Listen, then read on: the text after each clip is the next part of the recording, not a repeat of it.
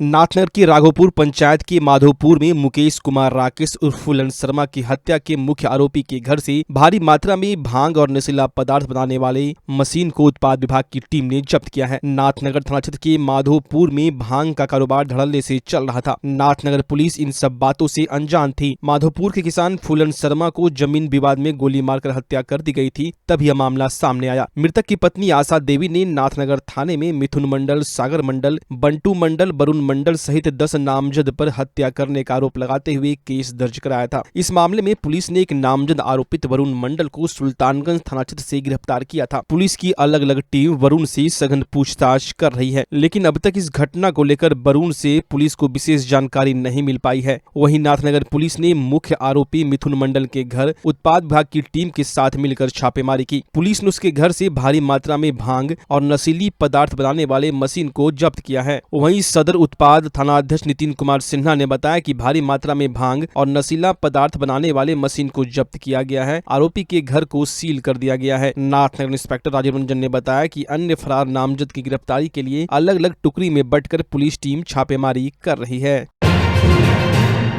यह प्रशासन की लापरवाही है और लोगों के लिए मौत का सफर। तस्वीर वही आगवानी पुल की। पिछले 2 साल में 3 बार धराशायी हुई करोड़ों की लागत से बन रहे पुल में मजबूती बिल्कुल भी नहीं है। साथ ही तस्वीर भयावह है। लोगों के लिए यह सफर मजबूरी भी है, क्योंकि लोगों के आवागमन के लिए एकमात्र रास्ता सुल्तानगंज से खगड़िया को जोड़ती है। समय पर अगर पुल निर्माण हो जाता तो यह तस्वीर देखने को नहीं मिलती। एसपी सिंगला कंस्ट्रक्शन कंपनी आगवानी पुल का निर्माण करवा रही है। उस पर कई बार भ्रष्टाचार के आरोप भी लगे। पुल धराशायी हुई, इसलिए लोगों को इस पुल पर भरोसा नहीं है। लेकिन ठीक उसी के बगल से नौका परिचालन हो रहा है। बाकायदा नाव पर 50 लोगों के बदले उससे दोगुना 120 से अधिक लोगों को सवार कर सफर करवाया जा रहा है। पिछले दिनों इस खबर को दिखाने के बाद सुल्तानगंज थाना अध्यक्ष रंजन कुमार ने कार्रवाई करने की बात कही थी, लेकिन महीनों बीत जाने के बाद भी प्रशासन ने कार्रवाई नहीं की है। लापरवाह जिम्मेदार के लिए एक बड़ी जिम्मेदारी है। सैकड़ों लोगों की जान खतरे में है, जिसे समय रहते बचाया जा सके। इधर गंगा के जलस्तर में लगातार बढ़ोतरी हो रही है और नाव पर सवार 50 लोगों के बदले 120 से अधिक लोगों का सफर करवाया जा रहा है। हालत तो यह है कि 120 के अलावे बाढ़ पीड़ितों के सामान भारी भरकम भी नाव पर लोड रहता है, जिससे नाव कभी भी हादसे का शिकार हो सकता है। पहले भी नाव हादसे का शिकार हो चुका है। जिस पुल की बगल से नाव गुजरती है वो पुल पिछले 2 साल में 3 बार धराशायी हुई। अगर ऐसी ही तस्वीर कायम रही तो कभी भी सैकड़ों लोगों की जान जा सकती है। सुरक्षा के दृष्टिकोण से भी बेपरवाह है नाव संचालक। अधिकारी को तो पता ही नहीं कि नाव पर सवार यात्रियों के लिए सुरक्षा दृष्टिकोण से किसी भी प्रकार का कोई ख्याल नहीं रखा जा रहा, जिससे हादसा होने के बाद अपने आप को बचाया जा सकता है। यहाँ तक कि लाइफ जैकेट और पानी से बचने के लिए कोई साधन नाव पर उपलब्ध नहीं है। गंगा का जलस्तर भी बढ़ रहा है। गंगा में तेज बहाव हो रहा है। ऐसे में मुख्य धारा होकर जिस तरह से नाव गुजर रही है, इससे साफ अंदेशा लगाया जा सकता है कि नाव कभी भी हादसे का शिकार हो सकती है और सैकड़ों लोगों की जान जा सकती है। सुल्तानगंज के अंचलाधिकारी ने बताया कि इस बारे में मुझे जानकारी नहीं है। हम लोग जांच करेंगे। ओवरलोड और सुरक्षा मानक का ख्याल नहीं रखा जा रहा तो हम लोग नाव पर जुर्माना करेंगे। पुलिस की मुखबरी करने के शक पर मधुसूदनपुर थाना क्षेत्र के करेला ब्राह्मण टोला के समीप बदमाशों ने निसफे अम्बे पंचायत के वार्ड सदस्य सहित 2 युवक को हॉकी स्टिक हमला कर जख्मी कर दिया। घटना को लेकर निसफ अम्बे पंचायत के 15 नंबर वार्ड के वार्ड सदस्य मुकेश कुमार और दीघी गांव निवासी अखिलेश कुमार ने बताया कि हम दोनों करला चौक पर से मछली खरीद कर आ रहे थे। तभी पहले से ब्राह्मण टोली के पास घात लगाकर बैठे मिर्जापुर निवासी दिलीप यादव सहित अन्य ने अचानक हॉकी स्टिक से सिर पर हमला कर हम दोनों को जख्मी कर दिया। इस घटना को लेकर उन्होंने बताया कि कुछ दिन पहले दिलीप को दीघी दुर्गा स्थान के समीप से पुलिस ने ब्राउन शुगर पीने के आरोप में पकड़ा था। उसको शक था कि हमने पुलिस को सूचना देकर उसे पकड़वाया है। उसने हम दोनों को 2 दिन पहले धमकी भी दी थी कि तुम्हारा हाथ पैर तोड़ देंगे, तुम लोग हमको पुलिस से पकड़वाए थे। इस पर हमने उससे बात भी की थी तो उसने कहा ठीक है हम कुछ नहीं करेंगे, लेकिन आज उसने हम दोनों के साथ मारपीट की। इस संबंध में मधुसूदनपुर थाना अध्यक्ष सफदर अली ने कहा कि घटना की जानकारी मिली है। मामले की सत्यता का पता लगाया जा रहा है। भागलपुर के नौगछिया में गंगा ने विकराल रूप धारण कर लिया है। लगातार हो रहे गंगा के जलस्तर में वृद्धि से गोपालपुर धरा में बाढ़ जैसे हालात उत्पन्न हो गए हैं। धरा का हेल्थ एंड वेलनेस सेंटर पूरी तरह से डूब गया है। स्वास्थ्य कर्मी पानी में घुसकर स्वास्थ्य केंद्र पहुंच रहे हैं। हेल्थ एंड वेलनेस सेंटर की दवाइयां पानी में तैर रही है। स्वास्थ्य केंद्र में तकरीबन घुटने भर से अधिक पानी भर गया है। बैठने उठने का है, पानी पीने का नहीं है, जो भी पानी हम लोग खरीद करके रखे हैं वो भी अंदर पानी में डूबा हुआ है। रजिस्टर सब अंदर है, दवाई अंदर है। पेशेंट को कहाँ हम लोग देख सकते हैं? इसके लिए तब व्यवस्था आए हैं, उसके बाद सोचेंगे। कब ये पानी आया? ये पानी तो कल पीछे था, बगल खेत में था, और आज रात सुबह से इधर अंदर आ गया है। अब कैसे काम करना होगा? अब कैसे काम करना होगा इसके लिए तो पीएचसी बताएंगे ना, वहाँ से प्रभारी सर बताएंगे कि कहाँ हम लोग को जगह मिलेगा, कहाँ बैठेंगे। अपने मन से तो कहीं बैठ नहीं सकते हैं, फील्ड में ऐसे बैठेंगे नहीं। बारिश आ गई तो कहाँ जाएंगे हम लोग? कहीं रोड पे तो बैठ के काम कर नहीं सकते हैं। इसके लिए तो जगह ऊंचा चाहिए। किस जगह ये जगह है? ये हो गया धरहरा APSC है, गोपालपुर के अंतर्गत आता है। विभाग कुछ इस पे कॉल किया है? अब विभाग को भी खबर कर दिए हैं। अब उधर से जो होगा डिसीजन, हम लोग तो आ गए हैं अपने अपने काम पे। कोई नुकसान भी हुआ है पानी आने से? पानी जब अंदर आया तो नुकसान तो हुआ ना। यहाँ मेरा टंकी फुल हो गया, उधर लेटरिन भी जाम हो गया, अंदर पूरा पानी है। दवाई सब तो नीचे में नहीं है। तो अंदर गिरवे किए हैं, बहुत सारा सामान सब डूब गया है पानी में, जो पूरा क्षतिग्रस्त है। हम लोग चाहते हैं कि अच्छे स्थान पर, ऊंचे स्थान पर जा करके पेशेंट का जो ट्रीटमेंट करें, सही टाइम पे उसको दवाइयाँ मिले, ताकि उनको भी दिक्कत ना हो। हम लोग को दिक्कत है ये, और दिक्कत करके भी ड्यूटी करना पड़ रहा है।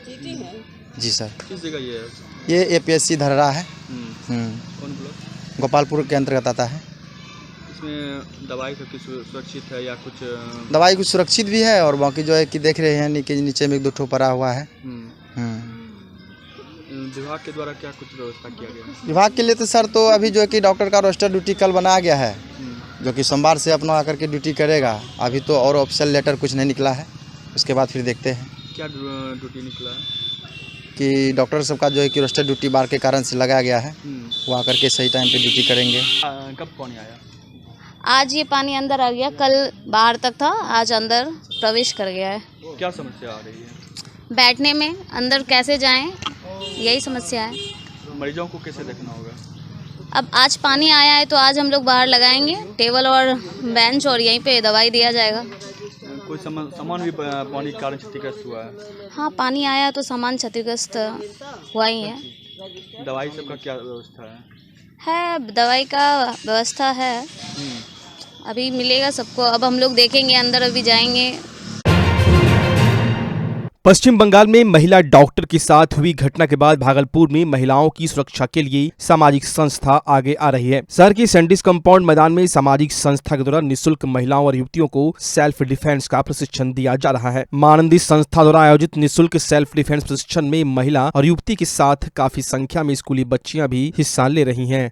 बहुत ज़रूरी है, क्योंकि अगर हम लोग अकेले चल रहे हैं अगर रोड पे, और हम लोग को मतलब अंदर से कॉन्फिडेंस बहुत कम है हम लोग के अंदर, देन हम लोग अगर ये सब टेक्निक्स यूज़ करें तो हम लोग बच सकते हैं, कॉन्फिडेंट भी हो सकते। हाँ, पावरफुल भी।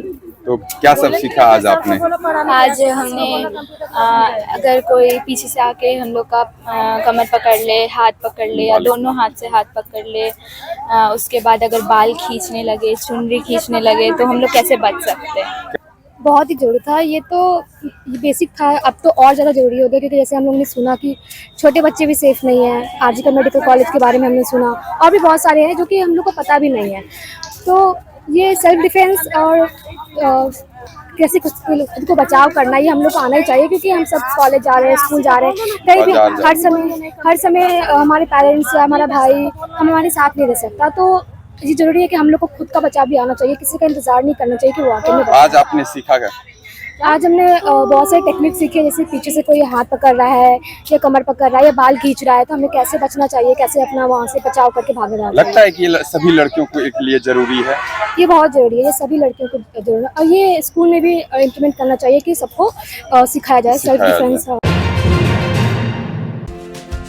पूरी दुनिया में योग के प्रति बढ़ते रुझानों के बीच देश में योग सिखाने वाले शिक्षकों की भारी कमी को देखते हुए अब पूरे बिहार में पहली बार भागलपुर में शुरू हो गया है job oriented course BSc in yogic science. Bhagalpur के बरारे स्थित टीचर्स ट्रेनिंग कॉलेज में इस कोर्स से संबंधित डिग्री, डिप्लोमा एवं सर्टिफिकेट कोर्स में एडमिशन के लिए रजिस्ट्रेशन की प्रक्रिया जारी है। अगर आप भी मोस्ट डिमांडिंग जॉब के लिए खुद को तैयार करना चाहते हैं तो अभी रजिस्ट्रेशन करवा लें और अपना सुरक्षित और सफल भविष्य बनाएं। संपर्क करें teachers training college, Barari industrial area, Bhagalpur, Bihar.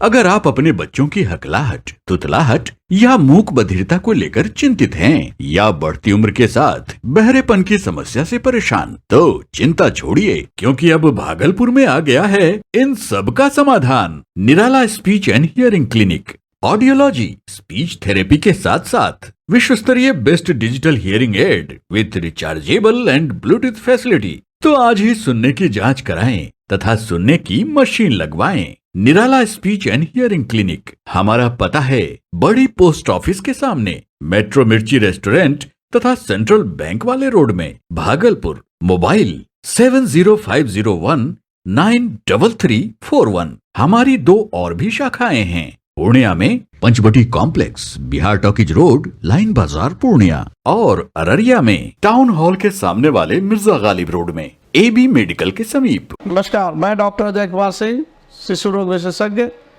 Bihar Jharkhand में अग्रणी। मेरा स्नेह अस्पताल जो सबसे पहले बिहार झारखंड में कृत्रिम श्वसन मशीन यहाँ आया, ब्लड गैस एनालाइजर आया, और एक नायाब मशीन क्रिटिकल जो देर से रोए बच्चे में इलाज में बहुत सक्सेसफुल है और वह विकलांगता से बचाता है और बचने की संभावना बढ़ती है। वो मशीन जो देर से रोया बच्चा है उसमें 3 डिग्री कम टेम्परेचर पर रखा जाता है और 3 दिन के लिए रखा जाता है, लेकिन वो 6 घंटे के अंदर उसको उसमें रखना पड़ता है। तो आप इसका लाभ उठाएं। और दूसरी बात, जो आयुष्मान योजना है उसके तहत 5 लाख का चिकित्सा आप अपने नवजात के लिए, बच्चों के लिए आप यहाँ उपलब्ध है, उसको ले सकते हैं। ध्यान रहे कि 5 साल के कम के उम्र में के बच्चों को आयुष्मान कार्ड की अलग से ज़रूरत नहीं है। यदि आपके माता पिता का नाम है तो वो इसमें लाभुक हो सकता है और आप इसका लाभ उठा सकते हैं। धन्यवाद।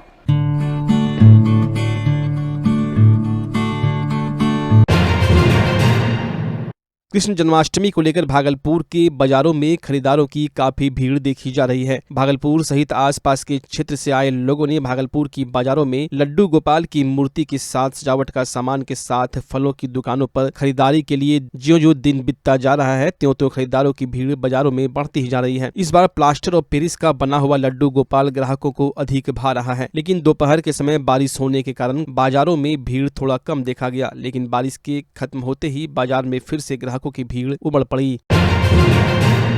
भारत विकास परिषद भागलपुर सत्यम शाखा के द्वारा राष्ट्रीय समूह गान प्रतियोगिता भागलपुर की निजी होटल में आयोजित किया गया। इस समूह गान प्रतियोगिता का उद्घाटन दीप प्रज्वलित कर संस्था के पर्यवेक्षक अभिषेक कुमार, मुख्य अतिथि सुमन सिंह, विशिष्ट अतिथि मुकेश कुमार एवं रतन संथालिया के द्वारा किया गया। इस समूह गान प्रतियोगिता में भागलपुर के कई स्कूलों के छात्र एवं छात्राओं ने भाग लिया। आयोजक पंकज टंडन ने कहा कि इस तरह का आयोजन आज पूरे देश में हो रहा है। भागलपुर में आज के इस कार्यक्रम में 7 स्कूल के छात्र छात्राओं ने भाग लिया। भारत विकास परिषद सत्यम शाखा के द्वारा किया जा रहा है। इसमें 7 स्कूल के बच्चे यहाँ पर भाग लिए हैं, जो सेवा संस्कृति को पूरे देश में किस तरह से भारतीय संस्कृति को हम लाएं, जिसकी कि आज देश को जरूरत है, उसके लिए हमारा ये भारत विकास परिषद कार्यक्रम प्रांतीय स्तर पर ये कार्यक्रम कर रहा है, जिसमें भाग लेने के बाद जो विजयी उम्मीदवार होंगे यहाँ से, उनको हम लोग प्रांतीय स्तर पर पटना में कार्यक्रम होगा, उससे चुने जाने के बाद राष्ट्रीय स्तर पर कार्यक्रम होता है। तो इससे देश में एक अलग माहौल उत्पन्न होता है और हम लोग शांति संस्कृति का प्रचार प्रसार करते हैं। इसी उद्देश्य के संग ये भारत विकास परिषद कार्य करता है, जो भारतीय परंपरा के अनुकूल आज की आवश्यकता के हिसाब से है।